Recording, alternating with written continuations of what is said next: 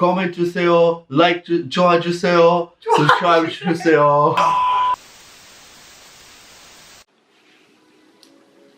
지금 잘 준비를 다 마친 상태인데 노이도 없고 저 혼자 이렇게 왔습니다. 그래서 오늘은 조금 특별한 Q&A를 찍어보려고 카메라를 켰는데 제 구독자님들이 글로벌한 마인드를 가지고 계신 분들이 많아서 그런지 특히 저의 해외 생활이나 그런 과정 그리고 영어 공부 이것들에 대해서 굉장히 많이 옛날부터 질문을 주셨는데 근데 제가 여기 초기에 이곳에 왔을 때는 잘 모르는 부분도 많고 제가 뭘 하고 있는지 제대로 잘 하고 있는지도 모르는 상태였어서 해외 정착 과정이나 이런 캐나다의 잡 마켓 등을 제가 감히 설명해도 되는지 잘 모르겠는 거예요. 그래서 이번엔 제가 여기 온 지 한 근 1년 반 정도 된 기념으로 아직 1년 반이지만 그동안 생긴 노하우나 짬을 예전에 제가 하나 찍은 Q&A 영상이 주로 신상에 관련한 Q&A들이었다면 이번에는 좀 더 여러분의 실생활에 얻는 부분이 많을 것 같은 질문들을 한번 준비를 해봤어요. 그래서 제가 이제껏 반복적으로 받아온 그 주제들에 대한 댓글을 한번 추려봤으니까 한번 차근차근 봐주시면 좋을 것 같아요. 첫 번째로 비자 관련해서 정말 많이 질문을 주셨어요. 일단 저의 경험상 해외로 가든 아예 가든 단기로 가던 간에 저는 이 두 가지가 수월하면은 정말 그 가는 과정이나 가서의 고생이 90% 주는 것 같아요. 바람 확률이. 비자랑 언어 이렇게 두 가지. 당시 저랑 노이가 롱디를 하고 있을 때는 앞으로의 비전 같은 거를 여러모로 고민을 해봤을 때 상대적으로 노이가 한국에서 한국말을 하는 것보다 논리적으로 제가 캐나다에 정착을 하는 게 더 유리해가지고 제가 캐나다로 건너가서 같이 살게 되었는데 그 캐나다로 가는 비자부터가 우여곡절이 굉장히 많았어요. 저는 사실 근자감일 수도 있는데 캐나다에서 일을 구하고 정착을 하는데 현지 학위 없이 정착할 자신이 있었어요. 석사 과정 같은 것은 당장에 생각하지 않아서 석사 학위는 정말 제가 진짜 배우고 싶어서 선택을 해서 그 과정을 밟고 싶지 비자 때문에 배우고 싶은 거를 만들어서 돈을 들이기가 싫은 거예요. 그래서 가장 먼저 가성비가 제일 있는 워킹홀리데이 비자로 가기로 결정을 했었어요. 그런데 제가 워킹홀리데이 비자가 3번을 떨어졌거든요. 워킹홀리데이 그런 그 인터넷 카페 많잖아요. 그런데 봐도 정말 3-4번 떨어진 사람은 보기 참 드물어요. 정말 운이 없는 케이스라고 보시면 되는데 제가 그 중에 한 명이었거든요. 그래서 정말 말로 하면은 되게 간단한 얘기인데 그 당시에는 정말 매주 매 금요일마다 그 워킹홀리데이 풀 그 발표를 하는 날을 기다리고 연락을 못 받을 때마다 정말 스트레스를 많이 받았거든요. 캐나다를 간다는 것도 되게 저로서는 큰 다짐을 하고 되게 어렵게 이렇게 딱 대단한 결정을 한 거였는데 이렇게 대단한 결정을 제가 해봤자 그 사람들이 승인을 안 해주면 저는 못 가는 거예요. 그래서 모든 세상이 저를 막 가지 못하게 막는다는 생각도 들고 막 이래가지고 그것 때문에 한 거의 1년 가까이 그렇게 기간이 길어진 거예요. 그래서 정말 애를 태우다가 그래 어차피 내가 캐나다로 갈 것을 결정할 거면 차라리 계속 기다리는데 이렇게 미련을 두지 말고 플랜 B였던 코업 비자를 선택을 해서 가자 이렇게 결정을 했어요.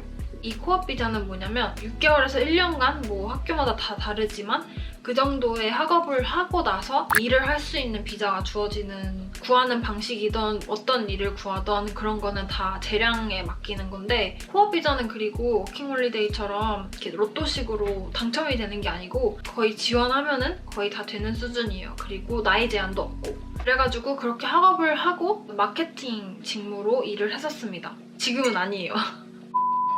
그리고 현재 비자를 여쭤봐 주시는 분도 많은데 저는 그 후에 저 노이랑 같이 살게 됐잖아요. 캐나다에는 커먼로 비자라고 배우자 초청 비자라고 부르거든요. 그래서 그 자격으로 작년 중순쯤에 그 비자를 제출한 상태인데 코로나 때문에 깜깜무소식인 상황입니다. 그래서 정말 비자는 처음부터 끝까지 정말 바람인 것 같아요. 기다림의 연속이에요. 그리고 같이 사는 문제, 동거.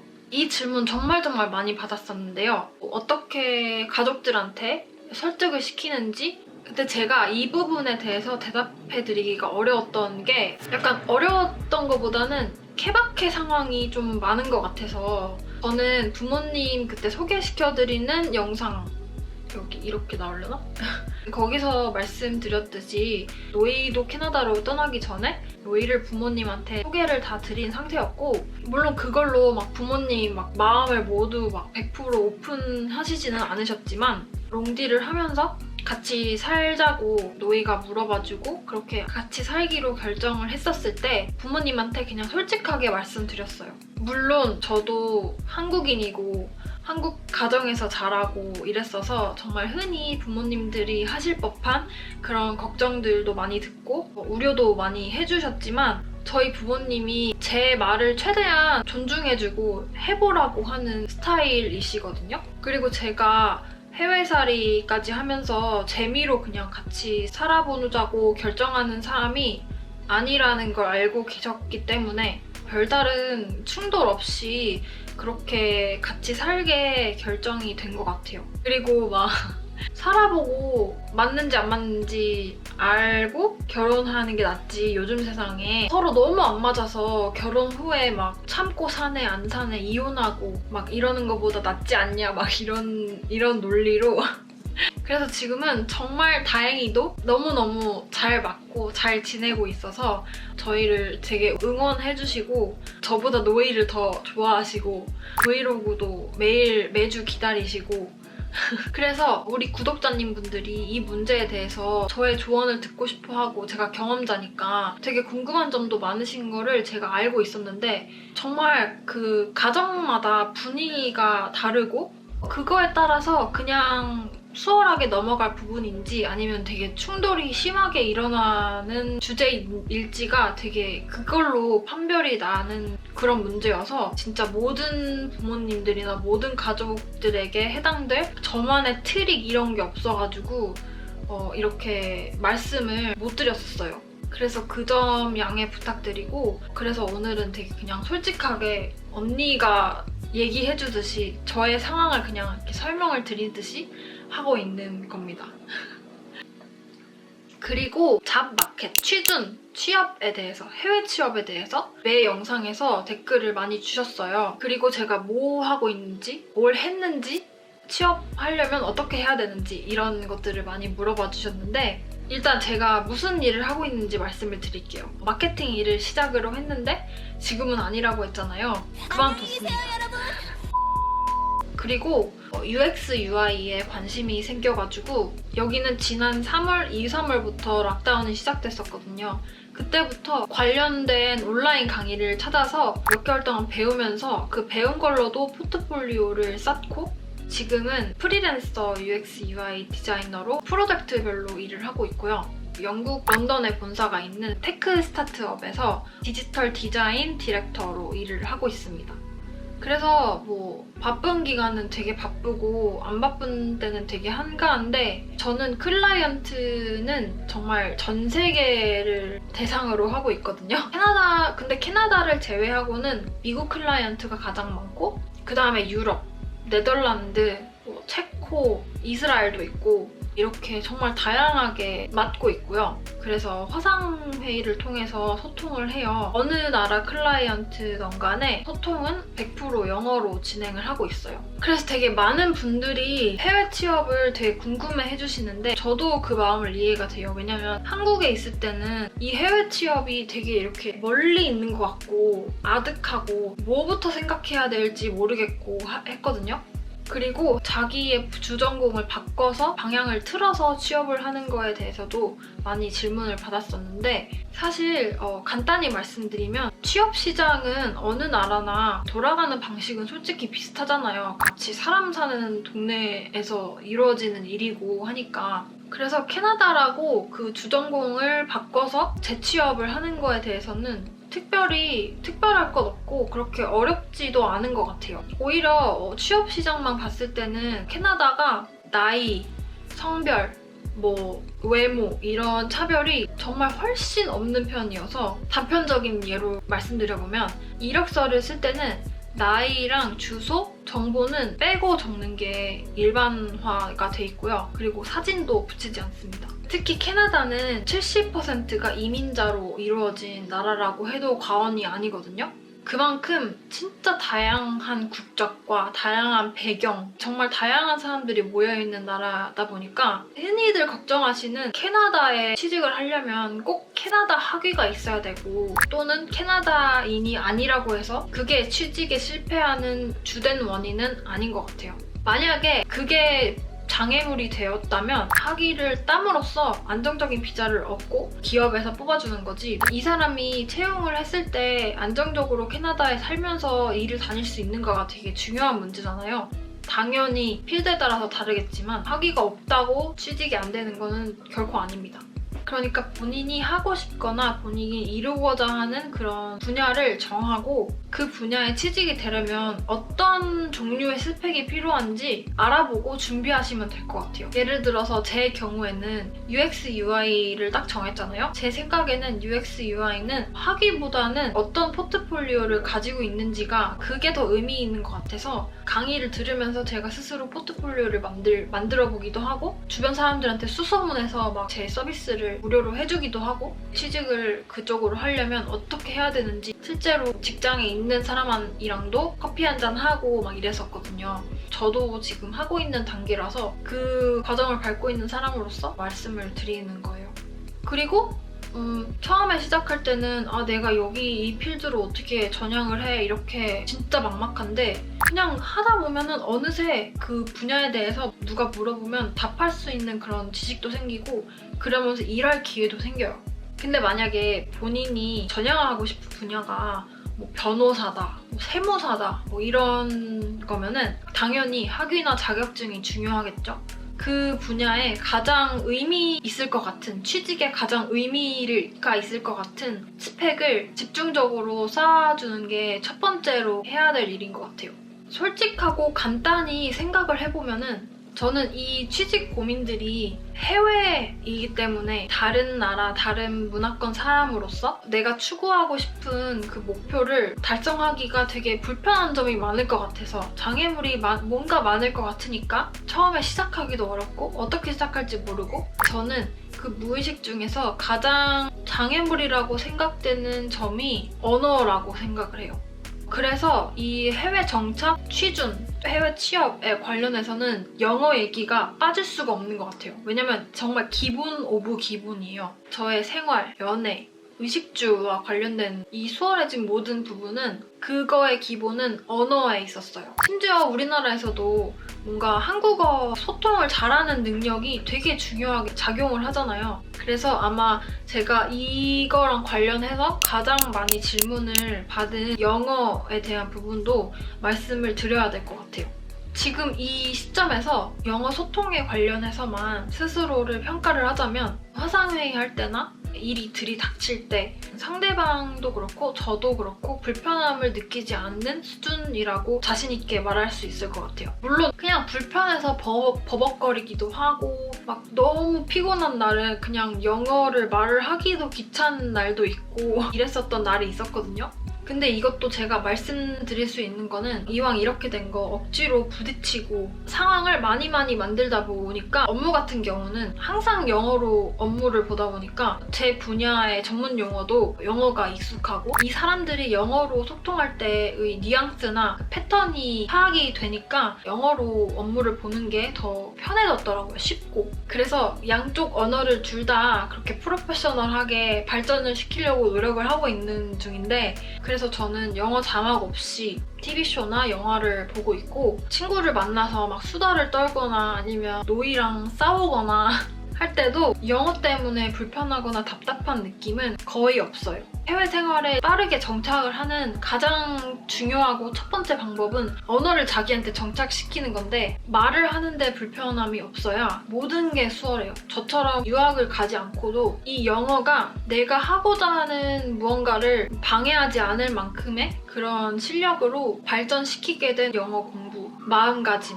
실제로 효과가 있도록 첫 단추를 잘 끼우는 그런 방법을 말씀을 드려볼게요. 언니, 저는 영어 읽기나 쓰기 뭐 이런 거는 다 이해할 수 있고 가능한데 외국인이랑 딱 이야기를 하려고 보면 말이 진짜 안 나오고 버벅거리고 한국어식으로 이야기가 나오고 그래요. 이러시는 분들 되게 많으실 거예요. 제가 봤을 때는 한국 교육 자체가 시험 위주로 많이 진행이 되다 보니까 이런 경우가 되게 많이 보이는 것 같아요. 일단 저는 이때는 마음을 절대 조급하게 먹지 마시고 듣고 따라하고 따라 적으세요, 영어를. 그걸 해도 지금은 발음이나 억양이 완벽하게 따라해지지는 않겠지만 원어민들이 말하는 방식을 이런 식으로 말을 하는구나 이렇게 듣기로 파악하고 있어야 돼요. 저 같은 경우는 해외 유학이나 조기 유학 그런 거를 한 번도 받지 않은 사람 치고는 되게 영어 발음이 좋다는 말을 많이 듣는 편인데 저는 유치원, 초등학교 때부터 모든 동화책을 영어로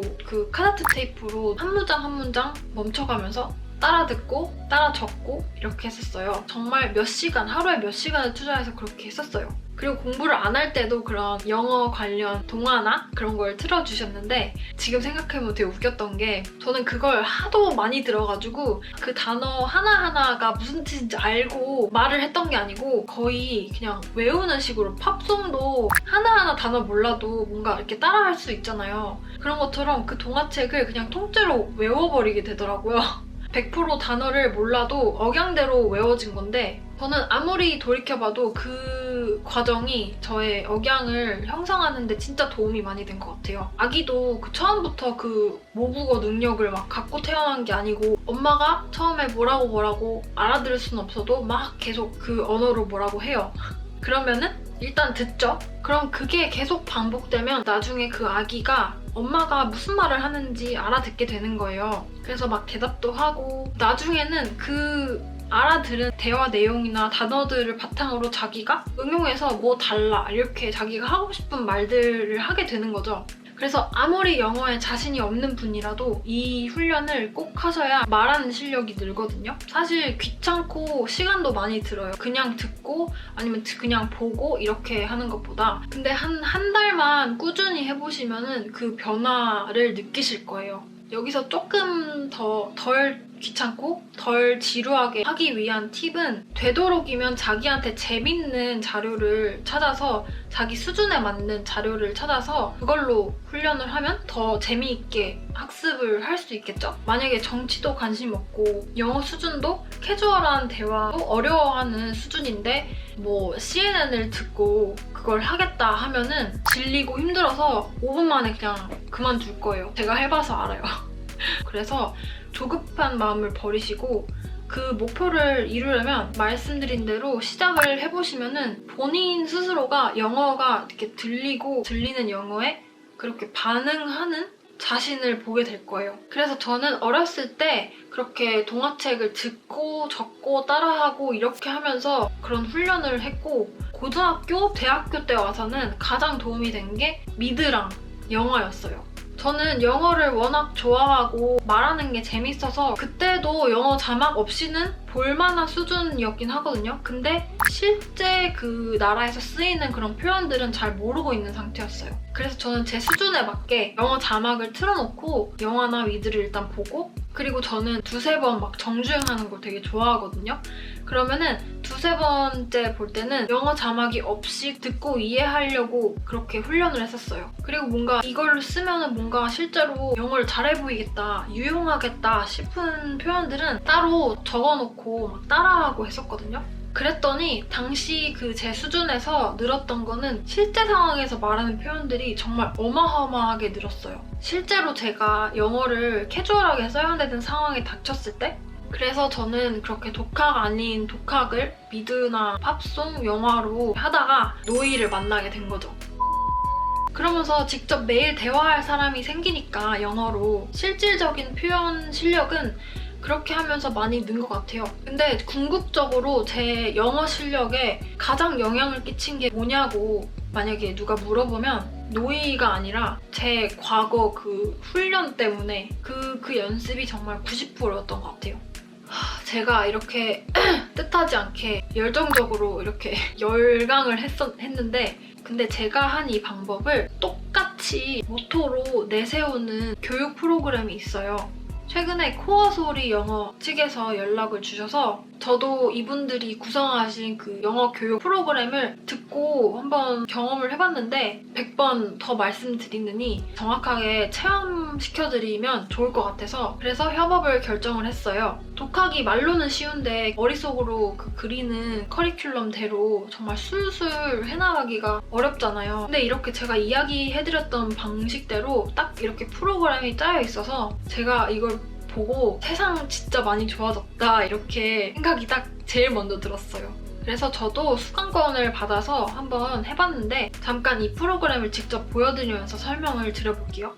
저는 제가 중요하다고 말씀드린 리스닝이랑 스피킹 위주로 한번 들어볼 건데 나의 강의실을 들어가 볼게요. 여기 if only가 있는 거예요. 여기 되게 유명하잖아요. 그래서 이 if only 영어를 보도록 하겠습니다. I love hearing you say English swear words so bloody. 네, 어떻게 소리 냈죠? I love hearing you use English swear words say bloody. 이렇게 소리를 내고 있습니다. I가 나왔고 두 번째 단어는 love가 나왔습니다. 간단하죠? 근데 이 단어들 하나하나 여러분들 소리 내실 때 발성 넣어 소리를 내시는 거예요. 그냥 love, I love you가 아니라 love. Love. 이렇게 소리 내죠. Love. Love you가 되겠죠. I love you. 그렇게 발성을 넣어서 소리를 내주셔야 됩니다. 굉장히 빠르게 내서 잘 들리지 않지만 발성 연습하고 강제 연습하면 훨씬 더 잘 들리는 걸 느낄 수가 있죠. 그리고 여러분들 연습이 충분히 되시면은 그 다음에는 쉐도잉을 하시는 거예요. 듣고 바로 따라하는 겁니다. I love hearing you use English swear I love words, hearing say you what. use English words. 그림자처럼 English 따라한다고 swear 해서 words say. 그래서 남자친구가 지금 뭐라고 말하고 있나요? I love 나는 좋아한다는 거, 사랑한다는 건 뭐예요? Hearing 듣는 걸. 뭘 듣는 걸 좋아해요? You use English swear words. 너가 사용할 때 언제요? 어떤 걸요? English swear words. English 하면은 영국을 말하는 거예요. Swear 하면은 욕하는 거. Words 단어. 욕하는 걸 말할 때. 그러니까 좀 거친 표현을 쓸 때 난 그거 좀 듣기 좋아라고 남자친구가 말을 하는 그런 상황입니다. 그래서 지금 이렇게 잠깐 들어봤는데 저는 사실 블러디라는 뜻을 정확히 이렇게 강의에서 들어본 게 되게 처음이에요. 그래서 너무 되게 웃긴데 한 문장 한 문장 설명을 해줄 뿐만 아니라 그 한 문장이 무슨 뜻인지 이렇게 문법적으로도 설명을 해주셔서 더 공부가 이론적으로도 잘 되는 것 같아요. 그러면 이번에는 제가 스토리텔링도 한번 해봤거든요. 여기 되게 솔깃한 그런 주제가 있어요. 잘생긴 바텐더라는 주제가 있어요. 그런 거를 스토리텔링 하면서 같이 배우는 것 같거든요. 그래서 이거를 한번 해보도록 하겠습니다. Today, again, we're back with a love story. A handsome bartender. The title sounds pretty interesting, right? Okie dokie, let's start with the vocabulary. Who's Haley? My friend. What are you doing? She went to the bar on Saturday night. Yep, that's me. There was a new face bartender at that day. What? She A was new so Facebook? happy because the bartender, But so handsome. Am I the she kept bartender? chatting with him. Boy! Before she left, he asked her phone number. 오, She thought that he had a crush on her. Until the next day, she waited for the call. Took me and Juby. However, he never called her. Yep, that's us. hey, hey! You know? Yeah, yeah.